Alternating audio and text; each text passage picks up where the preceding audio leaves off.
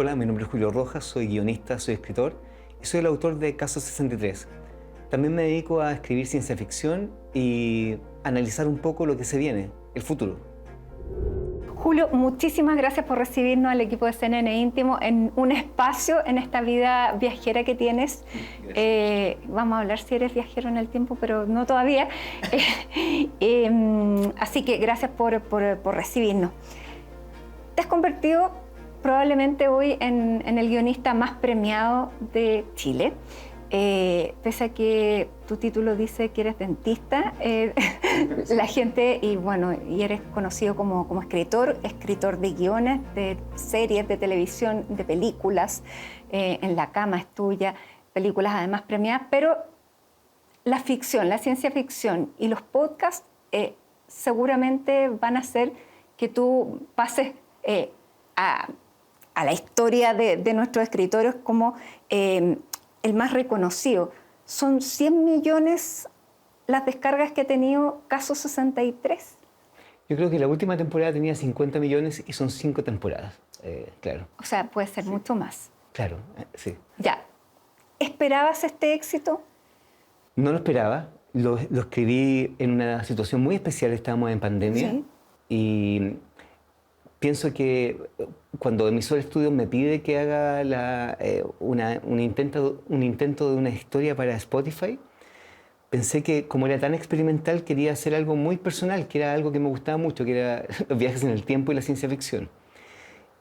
Y nunca pensé que pudiera escalar tanto y me sorprendió. Fue una especie de cisne negro porque de alguna manera a veces las historias dialogan con el espacio público y estamos viviendo un momento súper de ciencia ficción también. Entonces, algo pasó ahí. Bueno, claro, es un cambio epocal donde estamos viviendo muchas cosas. Pero Caso 63 hoy día lo escuchan en India, Sí. lo escuchan en Estados Unidos, en Australia, en toda América de habla hispana. ¿Cómo te ha cambiado? No sé si tu día a día, pero claramente hay un giro como guionista y con las tareas que te están llegando y los trabajos que te están llegando. ¿Cómo te ha cambiado este Caso 63? En lo personal creo que nada, pero sí cosas domésticas que he tenido que viajar más. Y también he notado que por primera vez la gente me empezó a escribir, gente que había escuchado mis obras me empezaron a escribir, pero no para comentar sobre lo que había escrito, sino para contarme sus propias experiencias sobre alteraciones de la realidad. O sea, me escriben muchos viajeros en el tiempo, me escribe mucha gente que me comparte máquinas del tiempo en PDF, líneas de tiempo, que quiere tomarse un café conmigo porque viene un evento que tengo que saberlo. No solamente eso, sino que gente que dice que tiene pruebas de que estamos en una simulación. Entonces, estamos hablando de que se abrió una brecha de gente que de alguna manera no juzgo si es alguien que está mintiendo, que tiene una experiencia personal, que tiene algún trastorno de personalidad o que de verdad lo cree o que de verdad es así, porque tú sabes que no se puede descartar nada en este momento.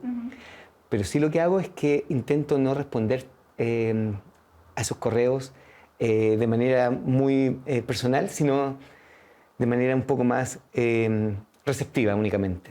Agradeciendo. Agradeciendo, pero por ejemplo... Pero esa puerta nunca la has abierto, de juntarte con alguien. No, porque no me juntaría con alguien porque he visto muchas películas de viajeros en el tiempo y si esa persona realmente o cree que es un viajero en el tiempo o es un viajero en el tiempo, podría intentar, por ejemplo, decir que yo voy a ser el causante de una revolución de las máquinas y es como Terminator, así que prefiero no correr ese riesgo. Claro. Ya, y después de todo lo que escribiste, de todo lo que te llega, ¿es posible que haya viajeros en el tiempo? Mira, yo creo que la ciencia ficción es el predictor máximo del futuro. El futuro ha sido modelado por la ciencia ficción y después viene la ciencia, y después viene la técnica y lo solidifica la idea original. Tengo la sensación de que hay 3 palabras prohibidas en la ciencia ficción, que es la palabra nunca, la palabra jamás, la palabra de ninguna manera. Entonces yo de ninguna manera puedo decir que esto no va a suceder, que no pueden haber viajeros en el tiempo en 500 años más, en 1000 años más, en 10 años más. porque todo va muy rápido. Entonces, cada vez tengo menos certezas y por lo tanto, como tengo menos certezas, jamás digo la palabra jamás. ¿Cómo has tenido que prepararte para escribir ciencia ficción? Bueno, tenía una base de ciencia ficción, creo que muy clásica, de los grandes autores clásicos de la ciencia ficción, me los leí una y otra vez. También soy muy borgiano, me gusta mucho como todo el universo como de Borges, soy muy Philip K. Dick, de Philip K. Dick. Y luego, por mi formación, me gustó mucho la ciencia siempre, me gustó mucho estar suscrito a revistas científicas y en un momento de la historia la ciencia iba despegada de la realidad y ahora la ciencia está muy pegada a la realidad y empezaron a pasar que ciertos papers y ciertos eventos están dialogando mucho con el tiempo presente y se convirtió en la realidad en ciencia ficción o ciencia pura. Por ejemplo. Por ejemplo, la edición génica, la tecnología CRISPR-Cas9, que puede tomar un gen y erradicar una enfermedad de base, que si eso lo juntas con otra tecnología que son nanobots y todo el tema de la nanotecnología, más la inteligencia artificial, podemos alcanzar, por ejemplo, no lo digo yo, lo dice Kurzweil, inmortalidad biológica en 2030. Eso, o sea, los que nacieron o los que nacimos ahora, ¿podríamos llegar a elegir morirnos? Claro, yo creo que va a ser un tema, el tema de que la muerte va a ser erradicada, el cáncer va a ser erradicado, las enfermedades como fenómenos casi anómalos del cuerpo van a ser erradicadas, el cuerpo no va a ser un problema. Y eso durante los últimos 4 millones de años sí fue un problema, estar en un cuerpo. Ahora pareciera que no, viene una nueva biología, una nueva medicina, viene muy rápido todo. Ya, eso por ejemplo es un diálogo de ciencia ficción. Es un diálogo que hace 5 años hubiera sido impensable. Inmortalidad biológica, erradicación del cáncer, por ejemplo. Y luego ahora no. Suena razonable. Gente razonable lo dice. Premios Nobel lo dicen. Los sueños, comunicación en los sueños o entre sueños, también lo leí como en mundo imposible. Mundo imposible, claro. Pero apareció algo por el estilo en una noticia que se estaba experimentando algo así, Sí, ¿no? comunicación entre sueños, la posibilidad de leer digamos, tu actividad cerebral e interpretarlo, utilizar una inteligencia artificial para que eso que pensaste se solidifique en palabras o en imágenes, comunicarse entre sueños, pero no solamente eso, sino que la posibilidad también de que los sueños sean una especie de nueva capa de realidad, lo cual solamente estaba en el terreno místico hace bastantes cientos de años, pero ahora pareciera que puede haber una explicación diferente. Entonces, yo he escrito mucho sobre los sueños. Hay un fenómeno que se llama Garnier-Mallet, que está bien presente en Caso 63, que es la posibilidad de que si estamos en un continuo en el tiempo y de alguna manera el futuro y el pasado, según ciertas mecánicas físicas del mundo cuántico, no tiene una especie de relato del hecho de que el pasado y el futuro son cosas diferentes, sino que son parte de un continuo, tú también puedes estar en este momento en el futuro y podrías mandar información al pasado. ¿Te fijas que eso que también es de ciencia ficción es algo que alguien podría decir, investiguémoslo? Y escribo sobre eso. Entonces te fijas que escribo no una ciencia ficción de despegada de naves espaciales, sino algo que está pasando ahora.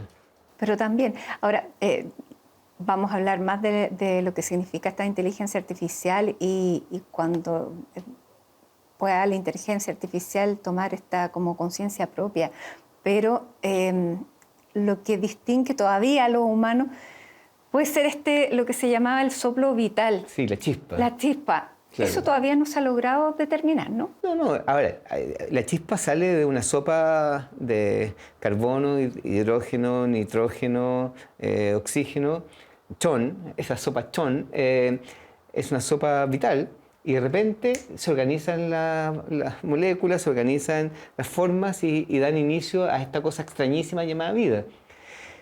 Pero si uno empieza a escudriñar bien, estamos hablando de átomos, cosas inanimadas que de repente tienen esa organización. ¿Por qué no podría haber una organización similar en un mundo, en un torbellino algorítmico matemático? Otra de las cosas que uno podría envejecer mal si uno dice esto jamás va a suceder. Creo que todavía no ha sucedido, creo que los nuevos modelos no lo permiten aún, pero eso no significa que en esta escalada intensa de tecnologías emergentes no vaya a suceder. O ese soplo vital que cuando digamos, llega la muerte, ¿hacia dónde va esa energía? Bueno, puede que, obviamente, para la ley de conservación de la energía no debe ir a ninguna parte. Puede estar en una especie de capa de información, en una capa externa, infósfera o con una especie de capa de información que también cohabita el universo, pero también la otra vez leía unos estudios sobre la posibilidad que la conciencia resida entre los protones de las neuronas en una especie de entrelazamiento cuántico y que esté ahí como una especie de evento fantasmal. ¿Te fijas que una conciencia que permanece? Que permanece y que se pueda prolongar. Esa es la gran pregunta, la pregunta difícil. La pregunta difícil es, ¿necesitamos un soporte biológico para la conciencia? ¿Necesitamos una especie de estructura compleja para la conciencia o la conciencia puede emerger de formas no biológicas? Es la gran pregunta. Lo bueno es que pareciera que vamos a responderla muy pronto, antes de 20 años, yo creo.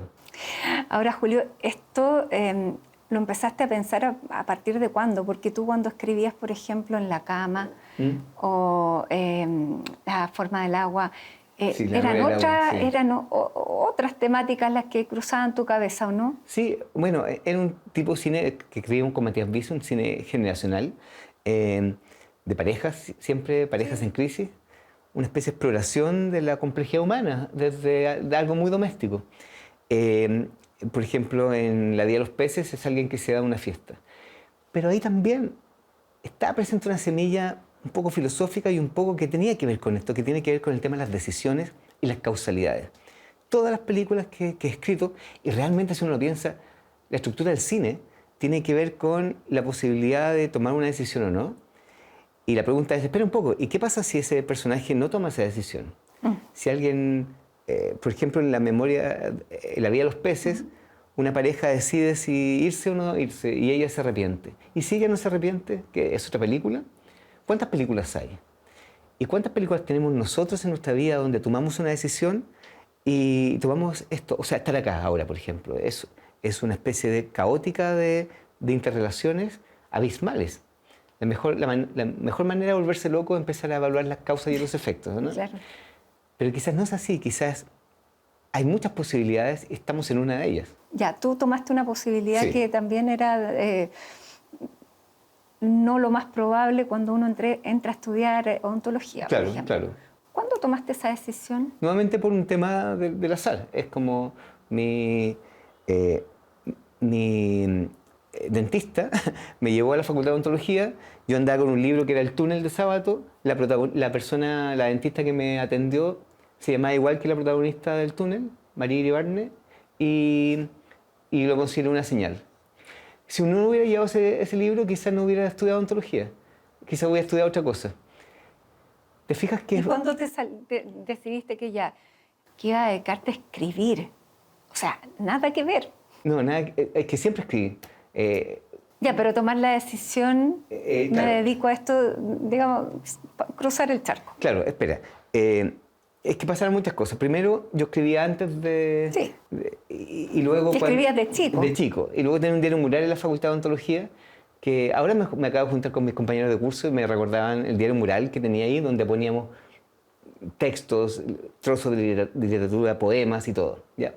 Se llama The Subliminal Newspaper. Y estaba ahí y en un momento de mi vida de dentista empecé a hacer las dos cosas. Hice un taller de guiones y empecé a escribir y a atender al mismo tiempo. Entonces escribía y atendía. Y en un momento tuve un tema personal que decidí cambiar de vida, ¿ya? Y, y siempre hay algo que te impulsa finalmente a cambiar de vida. En este caso fue como un cambio como radical de ciudad, de profesión, pero también metí la pata a un hoyo. Y se me produjo un esguince y no podía... Claro, técnicamente, no fue metafóricamente, que es así. Pero lo que pasa es que no podía hacer esta cosa con el reóstato, que es el motorcito. Entonces, eso fue para una señal para mí que iba a tener unos 6 meses de reposo y nunca más volví. Colgué el sillón de... Bueno, y te fue bien desde un principio, ¿no? Tuve suerte porque estaba con muy buenos directores y uno se tiene que siempre blindar con gente que sabe más que uno y eso es como la clave. Y la otra clave es que el trabajo del guionista es un trabajo colaborativo, entonces nunca pensé en ir al set, ir a meterme, ir a decir, oye, esta palabra la cambiaste, no, como es una escultura en el hielo. Entonces tú pasas esa escultura y alguien hace la cosa. Como por ejemplo ahora con Caso 63, lo pasaste, Spotify tiene los derechos. Sí. Y si un día deciden hacer una película, ya no es tuya. No, ya no es mía. Pero genial, la voy a ver como Pero a lo mejor te va a morir de la rabia, yo no lo hubiera hecho así. Siempre pasa eso o siempre te sorprende y hay cosas mejores. Es como... Mira, hay una cosa que la gente tiene que tener claro en el mundo audiovisual, que nunca una película es el proceso anterior. Es un proceso único, caótico, extraño, hermoso y lo que acabas de ver, acabo de ver Frankenstein, por ejemplo. Sí. Ya. Ok, Frankenstein está increíble, pero te aseguro que no fue como lo pensó completamente el director o el guionista. Pero no importa, está ahí. Ahora, a partir de Caso 63 entraste en esta otra dinámica de temas que efectivamente no... Uno está abierto a creer o no creer, te empiezan a llegar encargos distintos porque él escribe de ciencia ficción y hasta ahora, después de Caso 63, ¿qué es el encargo más raro o lo más loco que te ha llegado?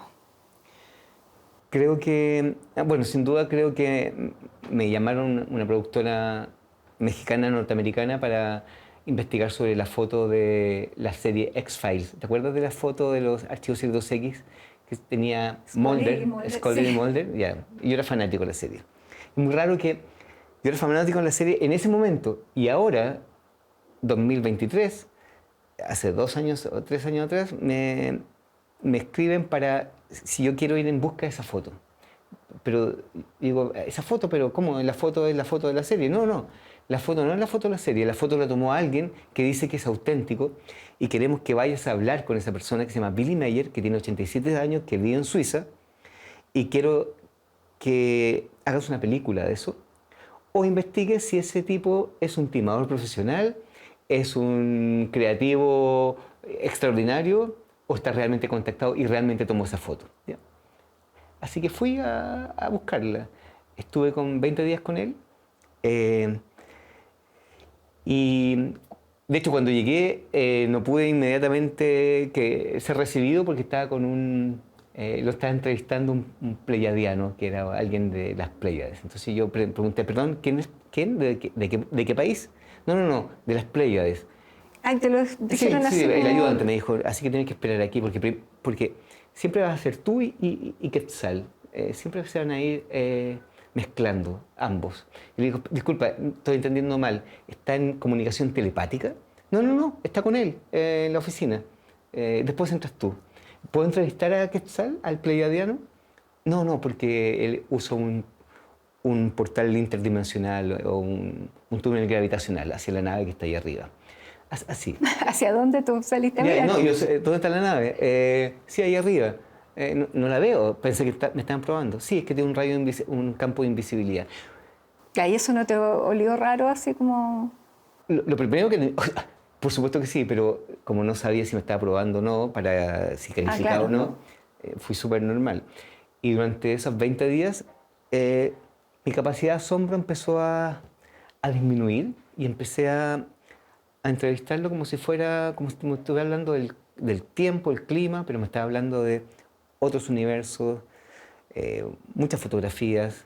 Cientos ¿Cómo de enganchó fotografías. contigo? Porque probablemente también te podría haber rechazado, no Sí, quiero saber nada de este... estuvo a punto de rechazarme, porque dije que era un referente en el mundo de la ufología y él me dijo que no, ufología es una palabra que tiene que ver con el mundo de lo desconocido, yo conozco todo, así que casi Gracias. gracias. Y en un momento le pregunté cuánta gente cabía en un platillo pleiadiano estándar y le encantó esa pregunta y dijo 3 personas y empezamos a conversar. Ya, ¿quién es el autor de esta fotografía? Sí, el autor de esta fotografía me la firmó Billy Mayer y esta es la fotografía de X-Files. Y bueno, esta no es la original, esta es una fotografía que él me firmó. La original está perdida y por eso me contrataron para ir en busca de la fotografía y fui al Vaticano, a Washington, a Oslo, a Roma. Recorrimos 9 países durante 3 años en busca de la fotografía. Wow. Sí.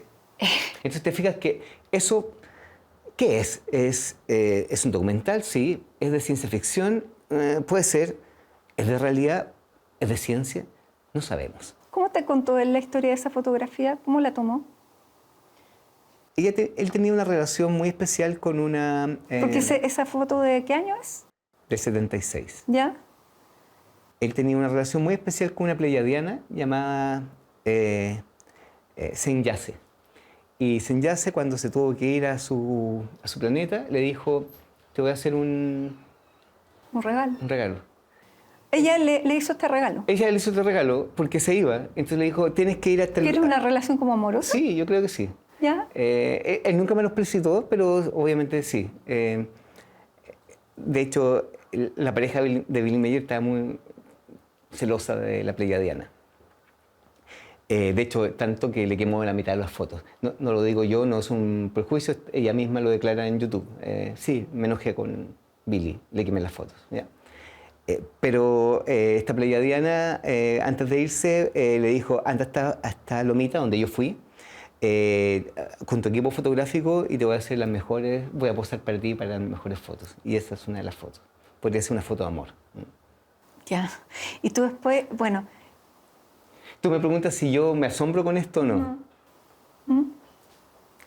No, como te digo... ¿Te amplía el espectro de lo posible? me lo amplía porque imagínate la opción de que todo es un engaño, que durante 20 días y durante los últimos 40 años ha engañado a todo el mundo. ¿No es eso extraordinario para un escritor? Es maravilloso. Eso es casi más extraordinario que haya tenido un contacto con una pleiadiana. Y ambas cosas me sirven. Claro. Ahora, tú empezaste a buscar las fotos. ¿Por qué llegaste al Vaticano? Porque un cura... porque el Vaticano está muy interesado en esa foto, porque un investigador del mundo OVNI se hizo asesor del Vaticano y se llevó la foto. Fuimos en busca de esa foto. Porque, claro, el Vaticano tiene un observatorio en Castel Gandolfo. Sí, y nos juntamos con alguien, un experto, y ahí nos dijo que el Vaticano tenía un protocolo de primer contacto. ¿Cómo un protocolo de primer contacto? contacto extraterrestre. O sea, ellos están abiertos a eso también. Completamente. Ahora, te quiero decir que yo no soy un believer de los ovnis. No. Pero, claro, eres un sí, de hecho, observador de... Creo que tengo la sensación de que debería ser más believer, pero esto me ha hecho retroceder un poco. Pero eso no significa que no me haya asombrado lo que encontré. Encontré que el Vaticano tenía un protocolo de primer contacto, encontré que los abogados de la desclasificación en Washington tenían un protocolo, encontré que encontramos una testigo que había estado con una pleiadiana en la India y era una funcionaria de la ONU, muy prestigiosa. Entonces, de alguna manera... Es gente que tú dices, es gente súper creíble, razonable. Sí. O está compartiendo la misma mentira en todos los aspectos. O la misma curiosidad están buscando. O están buscando, claro. Ahora, yo he cubierto Vaticano mucho tiempo, ¿Sí? Por lo tanto, me parece tan asombroso que tengan un protocolo de primer contacto. Pero tú pensabas que no lo tenían. Tú pensabas que si en la eventualidad de que sucediera este cometa raro que Atlas, que hubiera sido realmente, no el bulo que dice todo el mundo que es una nave espacial, sino hubiera sido realmente una nave espacial, hubiera desviado su curso, se hubiera generado una especie de nave como la nave de Arrival. ¿Tú crees que la Iglesia Católica no hubiera tenido un plan B? No me lo había preguntado nunca. Gran pregunta, sí. Bueno, y Washington también. Bueno, Washington... Y China y todo el mundo. Y todo el mundo. Y todo el mundo. No solamente eso, sino que frente a la investigación, varias veces me hicieron corregir una palabra. Yo siempre hablaba de extraterrestre y me dicen, no, seamos finos en las palabras. Quizás la palabra más adecuada es interdimensional. Y me pareció curioso que la palabra interdimensional fuera la palabra que ellos consideraron adecuada para este fenómeno. Nuevamente, ¿qué pensar? Y esto es un documental. Es un documental que sale el próximo año. ¿Y se llama? I Want to Believe. Solo quiero verlo. Sí. ¿Y cuál es tu rol en este documental? Al principio era el guionista fuera de cámara, pero como salió mucho mi hombro y yo hacía las preguntas, y luego me pidieron que siguiera haciendo las preguntas, de pronto veo sorprendentemente, porque siempre pensaba, ¿quién es ese tipo de gente que se expone a los documentales y todo el mundo se ríe de ellos y todo? Y en un momento yo fui el host del documental y me convertí en el buscador. Pero es un buscador. Sí, sí. Un poco más personalizado y quizás un poco más involucrado de lo que yo había esperado, pero sí, el buscador. Ahora, claro, esto te ocurre a partir de Caso 63. Sí. Y esto, o sea, te fuiste a Washington, a Oslo, al Vaticano, a Suiza. O sea, esto te ha llevado a lugares insospechados. Tú de repente te paras y dices, ¿qué estoy haciendo aquí? O sea, ¿cómo llegué aquí? Sí, mira, creo que me ha pasado porque me contrataron para hacer una audioficción sobre la teoría de la simulación. ¿Sabes cuál es? Sí. De Nick Bostrom. Nick Bostrom dice que es cosa de verlo. Cada día en las redes sociales hay más videos donde sale un oso que entra a la casa, una guagua que está conversando con un tigre y el tigre se la lleva. Y la gente se aterra y no, esto decía porque hace un par de meses, imagínate, o hace un año, uno podía detectar qué cosa era IA y qué cosa no era IA, ¿ya? Pero ahora podemos estar nosotros y llega como un rinoceronte acá y uno dice, ¿qué pasó? No hay ninguna posibilidad de diferenciarla, ¿ya? Si eso pasa ahora, en los videojuegos va a pasar eso, y las simulaciones informáticas pueden generar una especie de gemelos digitales de mundo, la posibilidad que en el futuro se hagan simulaciones para comprender esta época, para comprender nuestros ancestros, es altísima. Tanto que si no nos extinguimos, la posibilidad de que estemos en una simulación ahora es altísima, si uno se proyecta en el tiempo.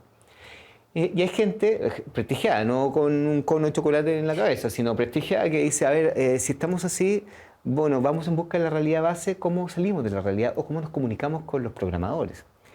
Bueno, me piden escribir sobre eso. En Canarias, es el único requisito.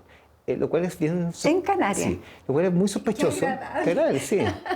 Lo que pasa es que Canarias es un ecosistema de videodiseñadores. ¿Ya?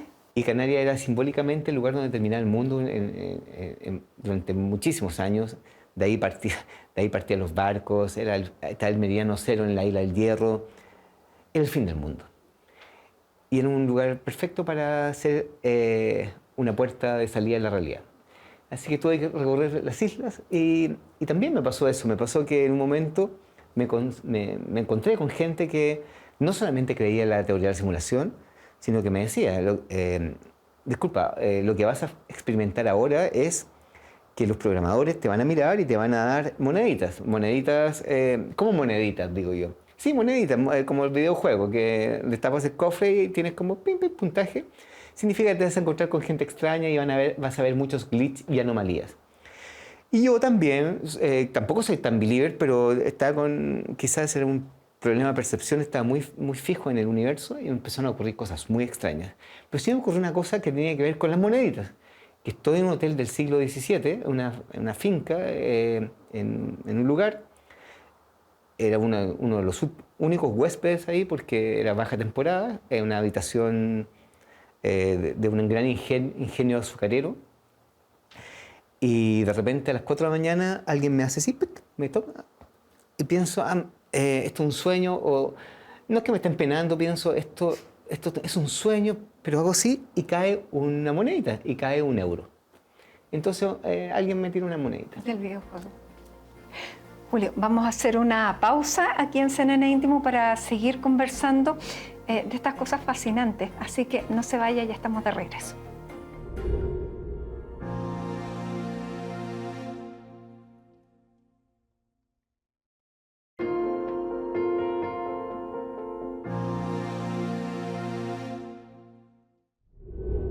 Estamos de regreso en CNN Íntimo junto al escritor, guionista Julio Rojas. Julio, estábamos hablando de cosas sorprendentes. No siempre me pasan estas cosas. No, pero quiero hablarte de las sincronías. Porque hay cosas que uno dice, esto me está pasando porque estoy agudizando mis sentidos o porque suceden cosas por esta misma energía que tenemos que hacen que haya coincidencias, porque todo el mundo dice las coincidencias no existen. Claro. La monedita que te cayó, que te encontraras con alguien, digamos, justo para lo que tú estabas pensando, claro, o que la dentista se llamara como tenía tu libro. Sí. ¿Qué es eso?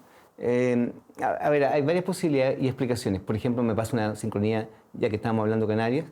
El texto que está escribiendo es un escritor de ciencia ficción que está en busca de un desaparecido que se llama Oliveira. Ya, de eso se trata. Y yo voy por una calle y aparece una mujer con una camiseta que dice: si buscas a Oliveira, sígueme.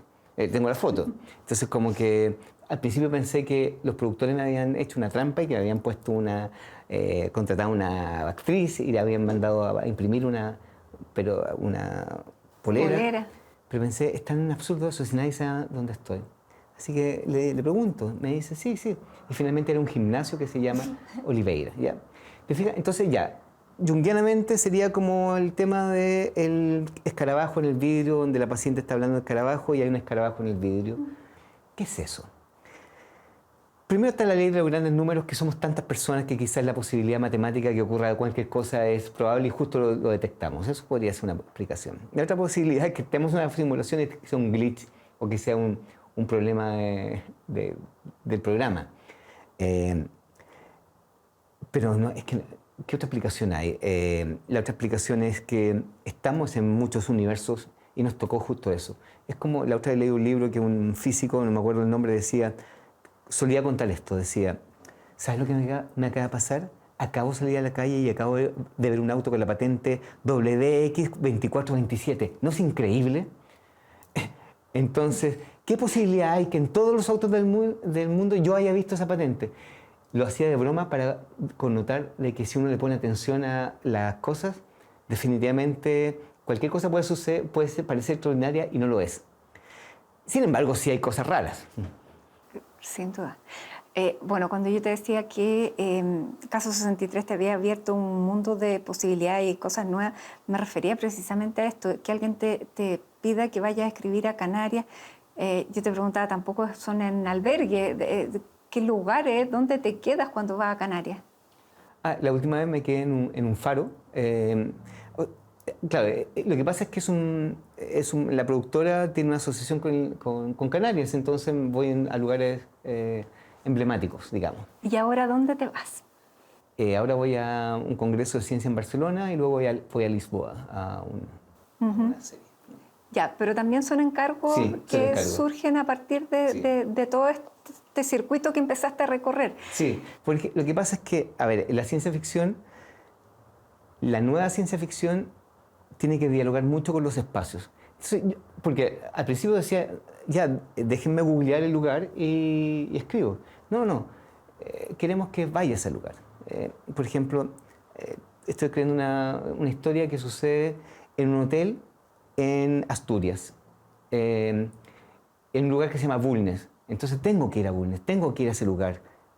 ¿Por qué? Porque el personaje tiene que salir por esa puerta y tiene que ir a ese lugar y tiene que ir a ese café y tiene que ser realista. Porque como es una audioficción, lo vas relatando. Entonces no puedes relatar uno tiene que imaginar exactamente lo que escucha.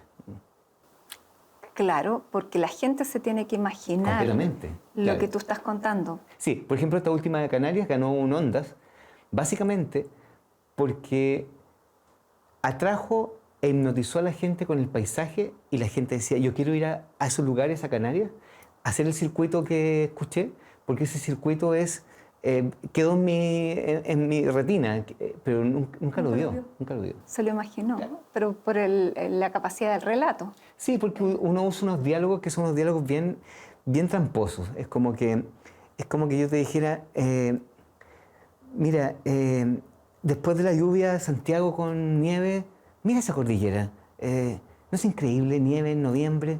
Mira cómo brilla la cordillera. Mira, esto no es Santiago. Santiago es más gris siempre. Ya, solamente decir eso, alguien cierra los ojos y escucha eso, y hay una imagen ahí. Y esa imagen queda ahí, es un metasintagma, es un sintagma visual poderosísimo, que fue lo que pasó en las fogatas primigenias, las primeras comunidades frente a la fogata. No todo el mundo había tenido una relación cercana con un diente de sable. Entonces el tipo que sobrevive llega a la fogata y cuenta la historia y dice, oye, espera, estaba en los pastizales y de pronto veo que se mueven y salta un diente de sable y por suerte me subí a las rocas negras, ¿se acuerdan? Y todo el mundo no está escuchando palabras, está generando una imagen protectora que nos sirvió para que no se lo coman a todos. Ya, y esto es tan antiguo, claro, que nos lleva a ese momento, y estamos en la época de la inteligencia artificial. ¿Cómo se conecta? Bueno, se conecta porque, bueno, básicamente por algo, estamos saturados, las pantallas, el celular, el cine, la televisión secuestró las historias. Entonces estamos acostumbrados a que las historias no llegan a través de otra vía que no sea una pantalla. Y cuando llega la audioficción, volvemos a la fogata, cerramos los ojos y pasa un milagro, y el milagro es que niños que están completamente drogados con dopamina en scroll infinito en TikTok, de pronto empiezan a escuchar una audioficción y es exactamente como en los años 40 cuando alguien escuchaba en la radio, se quedan hipnotizados, a veces cierran los ojos y no comprenden que tenían ese mecanismo de escucha. Y eso es maravilloso. Entonces, claro, una especie de antídoto contra la inteligencia artificial y las pantallas es la audioficción y que te cuenten historias. Por eso el fenómeno de los audiolibros, que ahora voy a lanzar uno, que se llama Not Human, que es sobre las entidades de la inteligencia artificial que vienen, que van a ser como entidades fantasmales y que van a ser invisibles, que van a llegar. Eso es un audiolibro.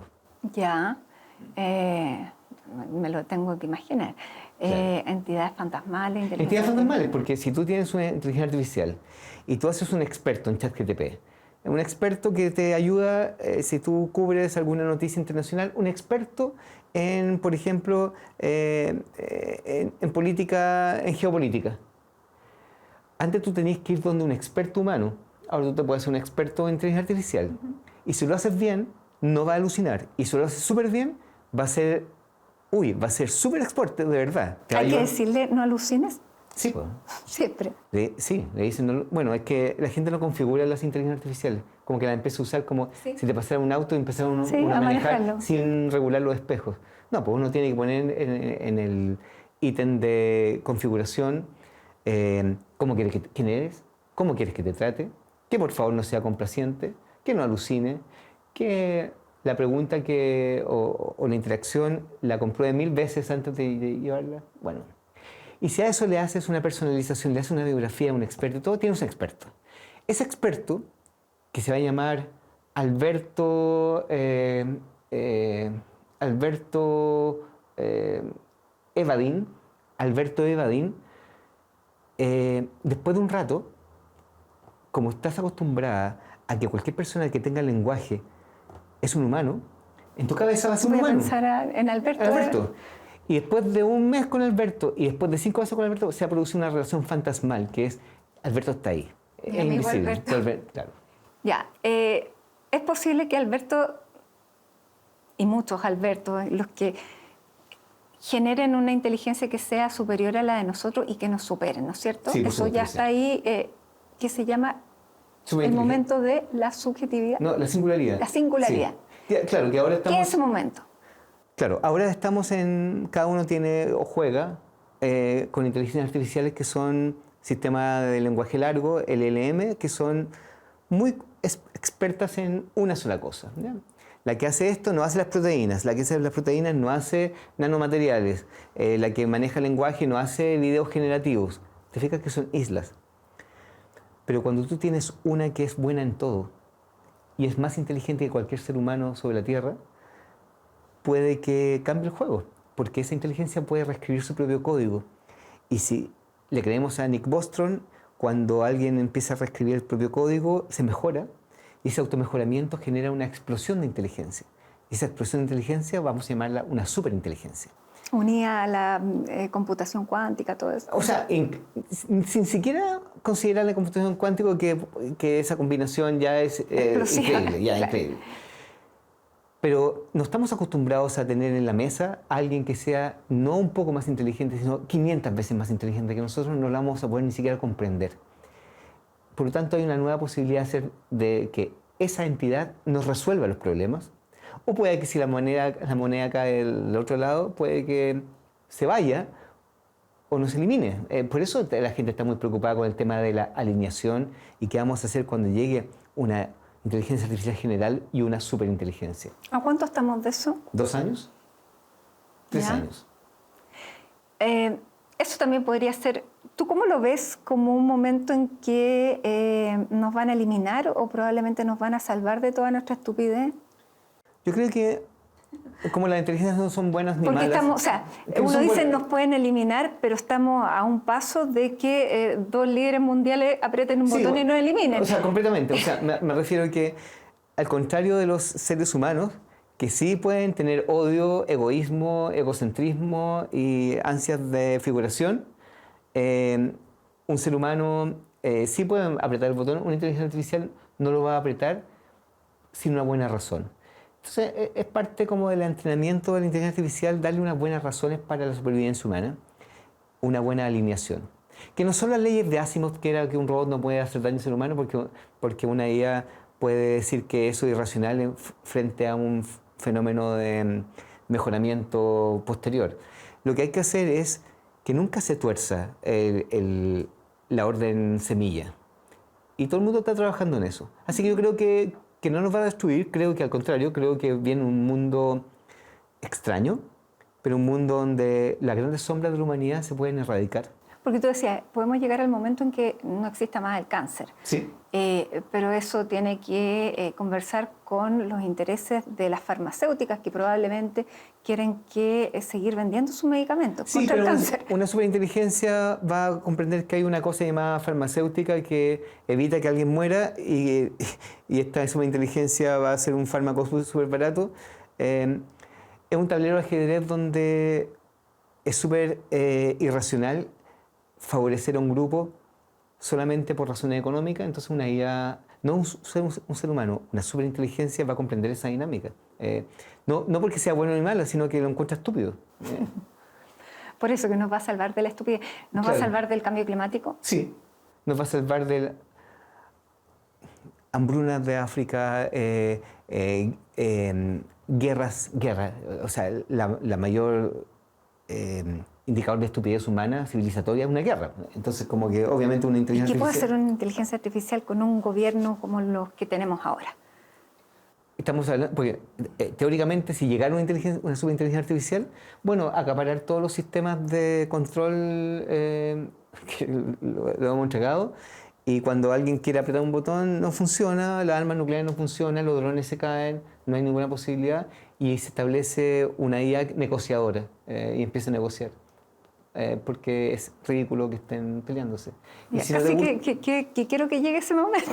Sí, bueno, también una distopía, es una super distopía, porque en el fondo ya estamos atrapados, es como dar nuestras libertades a una entidad no humana que se va a asegurar de que hay un universo benéfico para todos.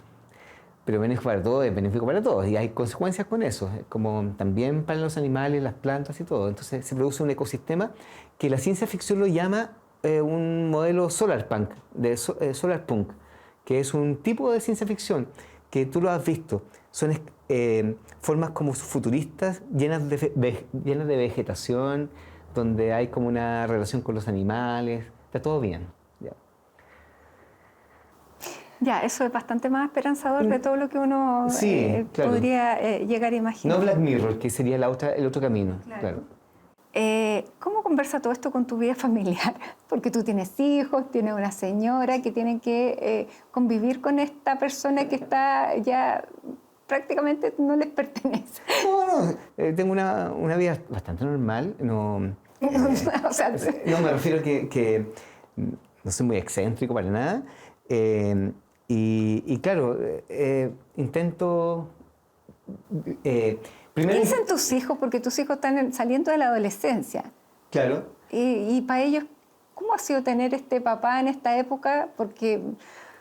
Bueno, ¿te has fijado que los hijos realmente no leen ni dejan a sus padres? Entonces, creo que los amigos de mis hijos puede que sean más susceptibles a mis locuras. Ya, pero ellos mismos, claro. Ellos sí, no. Sí. Pero uno está estudiando ingeniería mecánica y puede que en el mundo de la robótica lo se busca, o puede que no. No quiero intervenir en sus vidas. Pero ya por presencia yo creo que uno ha intervenido lo suficiente. Puede que sea al revés. Te fijas que los hijos de... Bueno, vienen de una casa de escritores. Mi mujer es guionista, mi suegra es escritora. Entonces, por lo tanto, yo creo que van a ir para el lado no de las letras. ¿Qué pasa eso? Pasa como el fenómeno, que es súper sano, el fenómeno de ser independiente. Y por eso también encuentro que es sano que haya un grupo de rebelión contra la IA, porque también es sano que haya esa tensión. Neoluditas, gente que dice, voy a romper el celular, que no estoy de acuerdo con escritos por IA. Bueno, gente que se va a quedar sin empleo. ¿Cuántos millones de empleos se van a perder? Millones. Y puede que nazcan otros millones. Eso es como la minuta del momento. Como vas a perder millones de empleos, va a haber una crisis gigante, pero si se administra bien, inmediatamente van a haber millones de nuevas posibilidades y hay que atinar pronto y hay que comprender qué va a pasar. Te pongo un ejemplo. Un abogado. ¿Ya? Un abogado que está, se siente amenazado porque una IA está haciendo los contratos o tiene una mayor posibilidad de detectar algo que le tomaría mucho tiempo. Un humano, siempre va a necesitar un humano para que dialogue, que es la última milla, finalmente, como que la IA haga todo, pero a lo menos yo tengo que negociar con un humano el intercambio final. Y eso va a ser en todas las partes. Un médico, todo lo va a hacer la IA, diagnósticos, todo, pero el médico va a ser el puente. Yo lo llamo el puente humano al final del camino. O sea, pueden salvarse los abogados, pueden salvarse los médicos, hay algunos Si no se convierten en puentes, todos se van a salvar. Si no están dispuestos a hacer un puente y dejar su protagonismo, no van a sobrevivir. Ninguno. Julio, se nos ha pasado volando esta hora de CNN Íntimo. Quedamos súper hambrientos de seguir conociendo más cosas.